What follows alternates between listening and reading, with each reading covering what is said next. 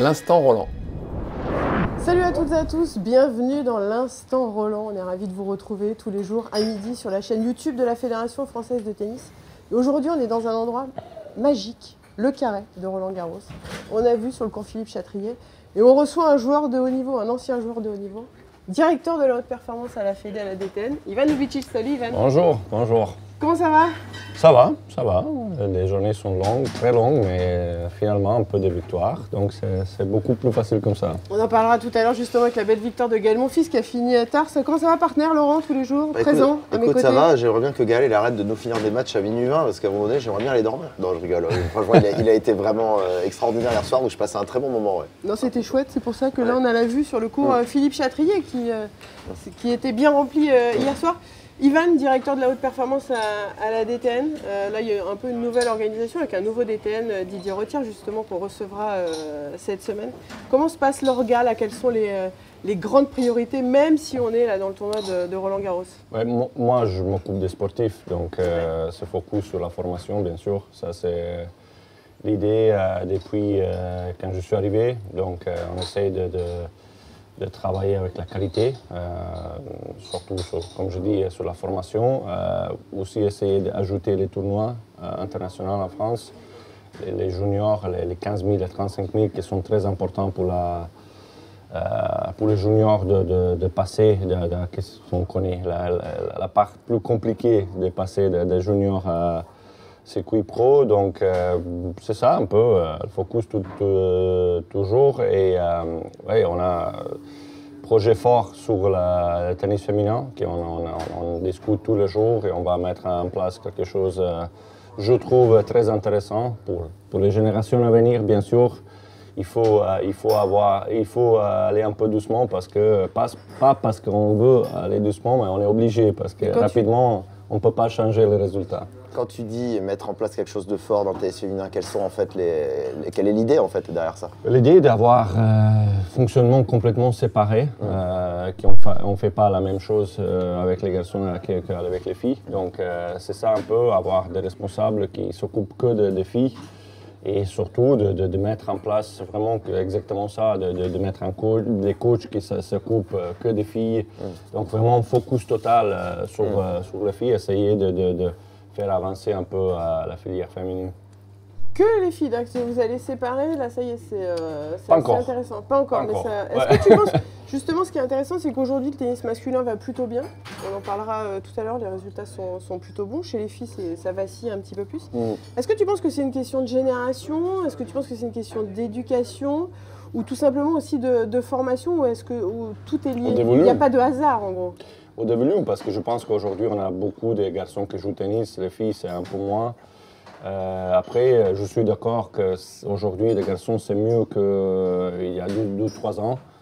Mais quand même, c'est pas si bien, c'est ça? Ouais, exactement. Dans ma tête, il faut qu'on arrive à essayer de gagner des tournois très importants. Arthur Fils commence à faire part de la conversation. Giovanni, quand il joue bien, il est vraiment très dangereux. Mais je pense quand même qu'il faut continuer à avancer. C'est pas ça l'objectif d'avoir les 13e tours, 4e tours. Les filles, oui, on est en difficulté, ça c'est clair.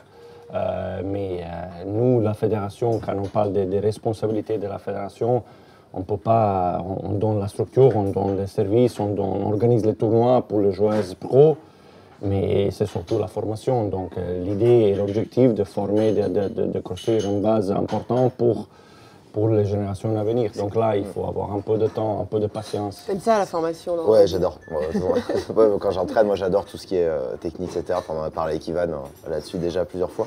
Est-ce que tu penses que la formation féminine, ça c'est un sujet que j'aime beaucoup, est-ce que tu penses que la formation féminine est vraiment trop différente par rapport à quand tu es arrivé et ce que tu as observé, est-ce que tu trouvais que c'était trop différent de ce qui se faisait dans les meilleures nations? Au niveau sportif, au niveau formation, au niveau mentalité, je pense qu'il est un peu différent. Je pense que quand tu travailles avec les filles, il faut commencer très tôt. Quand je parle des hauts niveaux, je parle des hauts niveaux international, pas national. Très tôt, c'est quel âge? Alors ça dépend des projets. Mais des projets forts, je pense déjà à 10, 11. Tu sais déjà si tu as des filles qui sont vraiment un peu différentes que les autres. Et là, il faut vraiment essayer de mettre le focus, arriver à Auray, qu'on connaît, ou 12, d'être compétitif. Ça, J'ai gagné. Non, je rigole. non, mais alors, on a fait des on l'a dit il y a 2 analyses jours, c'est le talent. que les filles à Tarbes, qu'ils ont gagné Tarbes, les filles, 8 sur 10, ils ont arrivé à top 50. Ouais. Donc ça veut dire que déjà à 13-14 ans, le niveau, il faut l'avoir. Après, sinon, tu es en retard. On est aujourd'hui en retard et tu essayes de rattraper, mais c'est beaucoup plus difficile comme ça. Après, on a réussi avec beaucoup de filles, mais c'est ce focus aujourd'hui donc sur la formation de 9 à 12-13 ans, d'essayer déjà individualiser un peu les projets qui sont vraiment... après, on ne va pas avoir 50 filles qui sont compétitives à niveau international. Mais aujourd'hui, on connaît. Donc, moi, personnellement, je connais les projets 2016, 2015, 2014, 2013. Les filles qui sont un peu différentes, qui ont des potentiels. Et là, à partir de septembre, on va mettre beaucoup de focus sur les filles. Je trouve que physiquement, c'est un peu léger au-delà de la technique. Mais je pense généralement, on manque un peu de volume d'entraînement. Après, sous entraînement physique spécifique, je ne suis pas sûr. Je pense que si on déjà arrive à faire jouer les joueuses, les filles un peu plus, physiquement, ils vont se développer, ça c'est sûr. Mais Surtout à 12-13-14 ans. Oui, là déjà, j'ai aidé un peu Marta Kostiuk à l'époque, elle a gagné Tarbes à 13 ans, à 14, elle a déjà gagné Australian Open Junior, à 15, elle s'est qualifiée, elle a gagné deux tours des tableaux finaux en Australie. Donc les filles, quand elles sont fortes à 14-15, sont déjà compétitives à niveau international, et je parle de WTA, je ne parle pas des juniors. Je voudrais qu'on revienne là sur le tournoi de Roland-Garros. Hier, il y avait 10 Français sur les cours. Malheureusement, ça ne passe pas pour Gracheva, qui a malheureusement perdu en 2-7. Chloé Paquet qui s'incline 7-5 au troisième. Mais en revanche, il y avait des sourires sur les visages. Et on va commencer avec Loïs Boisson. Je trouve que c'est la belle histoire, Loïs Boisson, qui a bénéficié d'une wildcard 361e mondiale. Son histoire est incroyable. Il y a 1 an, malheureusement, elle se faisait les croisés. Elle avait une wildcard aussi à Roland-Garros et bien évidemment, elle n'a pas pu disputer. Elle a repris seulement la compétition il y a 2 mois et elle passe le premier tour hier face à Elise Mertens, tête de série numéro 24. Ça, c'est une belle histoire. Non, c'est super. L'année dernière, c'était vraiment incroyable. Juste la semaine juste avant Roland-Garros, il s'est blessé. Il était vraiment... après, Loïs, on connaît, il est déjà... je ne peux pas dire négative, mais sa manière d'être, c'est un peu... Et là, il était complètement cassé mentalement. Donc, nous, la fédération, on a aidé au niveau des recoupes, aussi économiquement, pour tenir son coach, parce que coach, on connaît la problématique. Quand tu es blessé, il faut que tu continues à payer ton coach, sinon il va travailler avec quelqu'un d'autre, et après, quand tu reviens, tu n'as pas, tu as raison de le souligner, parce que c'est la complexité justement par rapport aux dépenses, et c'est vrai aux frais, surtout que ce sont des joueuses qui ne gagnent pas énormément d'argent. Oui, mais exactement. Donc, donc ça, c'est un peu le rôle de la fédération, d'essayer d'aider comme on peut le projet, et je suis super content qu'elle est revenue. Elle joue très bien. J'étais sur 14 hier. Pour moi, c'est vraiment la femme 2.0 sur le circuit. Pour moi, c'est la femme du futur. La femme 2.0, oui, parce qu'elle est futur, très athlétique. Elle fait tourner énormément la balle en coup droit. Ouais. Elle a servi à 193 hier. Elle a un service un peu à la Jordan Thompson, je trouve d'ailleurs. Autre joueuse qui s'est imposée, même âge, 22 ans, Elsa Jacquemot, 138e. Tu le disais tout à l'heure en introduction, ton job aussi, c'est de faire que les joueuses juniors arrive dans les meilleures dispositions sur le circuit senior. Elsa Jacquemot avait gagné Roland-Garros en 2020. Et c'est vrai que la transition, je lisais son interview dans l'équipe, elle met un petit peu de temps. C'est vrai qu'il y a eu beaucoup d'attentes autour d'Elsa. Et là, elle passe le premier tour à Roland. Ça aussi, c'est une belle satisfaction. Non, mais c'est une énorme satisfaction. Elsa, elle n'a pas réussi de trouver une structure stable, si on peut dire. Elle change tout le temps. Ouais, change tout le temps. C'est pas idéal, honnêtement, parce que quand tu commences à travailler sur quelque chose, et il faut avoir un peu de temps. Elle n'a pas trouvé la structure. Chaussure à son pied, comme on dit. Ce qui est un peu le point faible de beaucoup de filles, d'ailleurs. Oui, même garçons. Je trouve en France, il n'y a pas cette mentalité de se structurer en privé, d'avoir stabilité. Loïs Boisson est un coach. C'est ça, c'est lui responsable, je crois, à 100%. Et on y va, on avance après. Si tu as des services, tu peux ajouter des choses, mais c'est important de savoir c'est qui patron de projet. Elsa, et pour l'instant, elle n'a pas encore réussi de trouver stabilité, mais je pense que la victoire contre Sakkari, il fait de bien. Ça, Trouver la stabilité, effectivement, pour faire performer Sakkari, qui était 90e et qui a été 3e mondial quand même. Donc c'est à souligner la belle performance d'Elsa Jacquemot. Cool que les Françaises continuent d'avancer à Roland-Garros. On va passer chez les messieurs. Tu le disais tout à l'heure, il y a quelques heures, Gaël Monfils était là sur le court Philippe Chatrier. Il nous a fait du Gaël, c'était du Gaël. Monfils, on a l'impression que déjà dès les premiers points, bon, il est tombé heureusement sans mal, mais je me suis dit, purée, ça commence déjà. Parfois, je sens, j'étais juste là hier soir, je pensais parfois, mais il fait ça parce qu'il adore.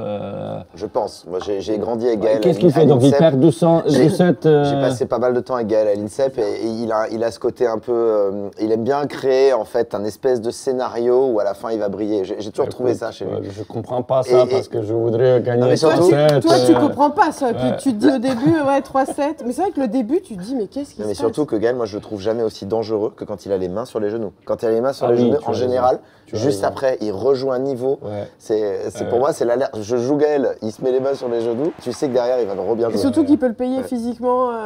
Plus le tournoi va avancer. Là, il est quand même resté un peu moins de 4 heures sur le terrain. Mais il a égalé hier le nombre de victoires de Yannick Noah. 40 victoires ici à Roland-Garros.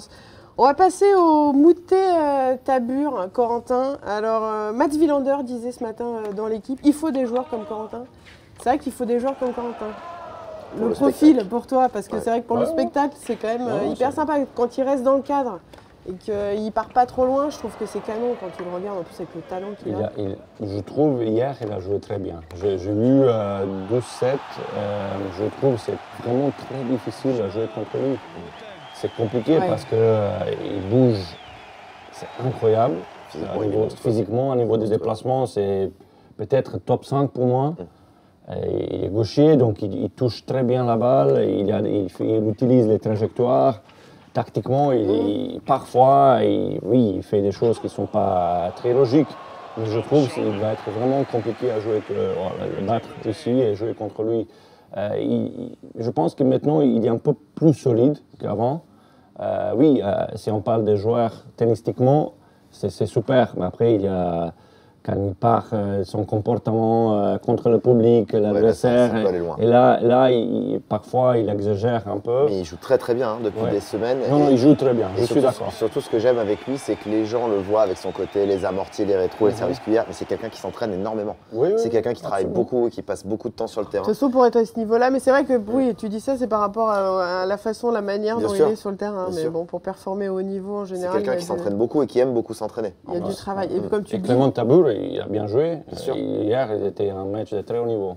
Tu dois être content aussi, parenthèse, sur les wildcards, parce que les wildcards, quand tu attribues des wildcards... Je voudrais l'appeler l'invitation. Parce que je trouve aujourd'hui, honnêtement, le joueur et la joueuse en France, il ne comprend pas valeur d'être invité. Donc, tu ne peux pas mériter la wildcard. Tu peux mériter d'être dans la conversation, d'être invité. Et quand tu parles des wildcards, parfois, tu ne comprends pas que c'est le tournoi qui t'invite de jouer parce que tu n'as pas le classement de jouer. Et là on a essayé de vraiment, sur les filles, qualif, on a aidé beaucoup des filles jeunes, 2008, 2009, pas pour gagner, mais pour faire expérience pour les années à venir. Et garçon, Tabur, il a pris la wildcard en qualif, après il s'est qualifié, il a joué très bien hier, donc voilà. Ouais, franchement, c'était chouette et bravo, c'est effectivement à Clément Tabur pour le parcours de cette qualifiée dans le tableau final. Dernier mot rapide sur Pierre-Louis Herbert, notamment autre wildcard, derby, qui s'impose face à Benjamin Bonzi. Ça, c'est une belle victoire aussi, parce qu'il a quand même bien galéré. Je pense les deux, surtout Pierre-Louis, quand il joue bien, il est très dangereux. Il joue un tennis un peu particulier, agressif. Donc, c'est pas simple de jouer contre lui.